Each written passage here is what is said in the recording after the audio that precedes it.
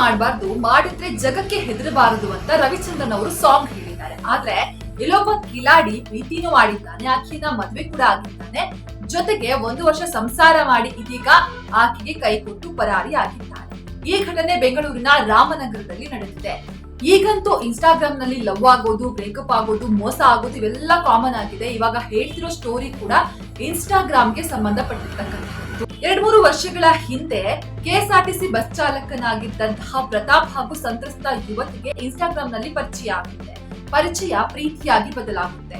ಹೀಗೆ ಪ್ರೀತಿಸ್ತಾ ಇದ್ದವರು ಮದ್ವೆ ಆಗ್ಬೇಕು ಅಂತ ಕೂಡ ನಿರ್ಧರಿಸ್ತಾರೆ. ಆದ್ರೆ ಆ ಯುವತಿ ದಲಿತ ಯುವತಿ ಆಗಿರೋದ್ರಿಂದ ಇದು ಅಂತರ್ಜಾತೀಯ ವಿವಾಹ ಆಗುತ್ತೆ. ಹಾಗಾಗಿ ಎರಡೂ ಮನೆಯವರು ಕೂಡ ಈ ಮದ್ವೆಗೆ ಒಪ್ಪೋದಿಲ್ಲ. ಹೀಗಾಗಿ ಕುಟುಂಬಸ್ಥರನ್ನೆಲ್ಲ ಹೆದರಾಕೊಂಡ್ಬಿಟ್ಟು ಇವರಿಬ್ರು ತಿರುಪತಿಯಲ್ಲಿ ಮದ್ವೆ ಆಗ್ತಾರೆ. ಮನಸ್ಪೂರ್ವಕವಾಗಿ ಆತ ಆಕೆಯ ಕುತ್ತಿಗೆಗೆ ತಾಳಿ ಕಟ್ತಾರೆ. ಅಷ್ಟೇ ಅಲ್ಲ, 1 ವರ್ಷ ಚೆನ್ನಾಗಿ ಸಂಸಾರ ಕೂಡ ಮಾಡ್ತಾರೆ. ಹಲವಾರು ಬಾರಿ ಆಕೆಗೆ ಪ್ರೆಗ್ನೆಂಟ್ ಆದಾಗ ಅದನ್ನ ಅಬಾರ್ಷನ್ ಕೂಡ ಮಾಡಿಸಿದ್ದ ಆತ ಅನ್ನುವಂತಹ ವಿಚಾರವನ್ನ ಇದೀಗ ಸಂತ್ರಸ್ತ ಮಹಿಳೆ ಹೇಳ್ತಾ ಇರ್ತಕ್ಕಂಥದ್ದು. ಹೀಗೆ 1 ವರ್ಷ ಸಂಸಾರ ನಡೆಸಿದಾಗ ದಿಢೀರ್ ಅಂತ ಆಕೆಗೆ ಒಂದು ಮಾಹಿತಿಯನ್ನು ಹೇಳದೆ ಫೋನ್ ನ ಸ್ವಿಚ್ ಆಫ್ ಮಾಡಿಕೊಂಡು ನಾಪತ್ತೆಯಾಗಿದ್ದಾನೆ. 4-5 ತಿಂಗಳಿಂದ ಆ ಸಂತ್ರಸ್ತ ಯುವತಿ ಆತನಿಗೆ ಫೋನ್ ಮಾಡೋದಕ್ಕೆ ಟ್ರೈ ಮಾಡ್ತಾ ಇದ್ದಾಳೆ. ಆದ್ರೆ ಅವನು ಫೋನ್ ಸ್ವಿಚ್ ಆಫ್ ಮಾಡಿಕೊಂಡು ಯಾರಿಗೂ ಕೂಡ ಹೇಳ್ದಲೆ ನಾಪತ್ತೆಯಾಗಿದ್ದಾನೆ. ಇದೀಗ ಆತನಿಂದ ಮೋಸ ಆಗಿದೆ, ದಯವಿಟ್ಟು ನನಗೆ ನ್ಯಾಯ ಕೊಡಿಸಿ ಅಂತ ಸಂತ್ರಸ್ತ ಮಹಿಳೆ ಪೊಲೀಸ್ ಠಾಣೆ ಮೆಟ್ಟಿಲೇರಿದ್ದಾಳೆ. ಆತ ಎಲ್ಲಿದ್ದಾನೋ ಗೊತ್ತಿಲ್ಲ.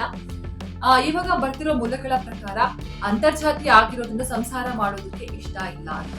ಹಾಗಾದ್ರೆ ಮದುವೆಗಿಂತ ಮುಂಚೆ ಅವರು ಬೇರೆ ಜಾತಿಯವರು ಅನ್ನುವಂತ ಮಾಹಿತಿ ಅವನಿಗೆ ಗೊತ್ತಿರ್ಲಿಲ್ವಾ? ಗೊತ್ತಿತ್ತು, ಲವ್ ಮಾಡ್ಬಿಟ್ಟು ಮದುವೆ ಮಾಡ್ಬಿಟ್ಟು 1 ವರ್ಷ ಸಂಸಾರ ಮಾಡಿ ಮಾಯವಾಗಿದ್ದಾನೆ ಅಂತ ಅಂದ್ರೆ ಏನು? ಇದರಿಂದ ಅರ್ಥ ಮಾಡ್ಕೋಬೇಕಾಗಿರೋದು ಏನು ಅಂತಂದ್ರೆ, ಯಾರು ಕೂಡ ಸೋಷಿಯಲ್ ಮೀಡಿಯಾ ನಂಬಿ ಯಾರನ್ನೋ ಪ್ರೀತಿ ಮಾಡಿ ಮದ್ವೆ ಆಗೋದಕ್ಕಿಂತ ಮುಂಚೆ 1000 ಸಲ ಯೋಚಿಸಿ. ಇಲ್ಲ ಅಂತಂದ್ರೆ ಈ ರೀತಿಯ ಮೋಸಗಳು ಪದೇ ಪದೇ ಆಗ್ತಲೇ ಇರುತ್ತೆ. ಇನ್ನು ಆರೋಪಿ ಪ್ರತಾಪ್ ಬಗ್ಗೆ ಪೊಲೀಸರು ಮಾಹಿತಿಯನ್ನ ಕಲೆ ಹಾಕಿದ್ದಾರೆ. ಯಾವಾಗ ಆರೋಪಿ ಬಲೆಗೆ ಬೀಳ್ತಾನೋ, ಈ ಯುವತಿಗೆ ಯಾವಾಗ ನ್ಯಾಯ ಸಿಗುತ್ತೋ ಗೊತ್ತಿಲ್ಲ, ಕಾದು ನೋಡಿ.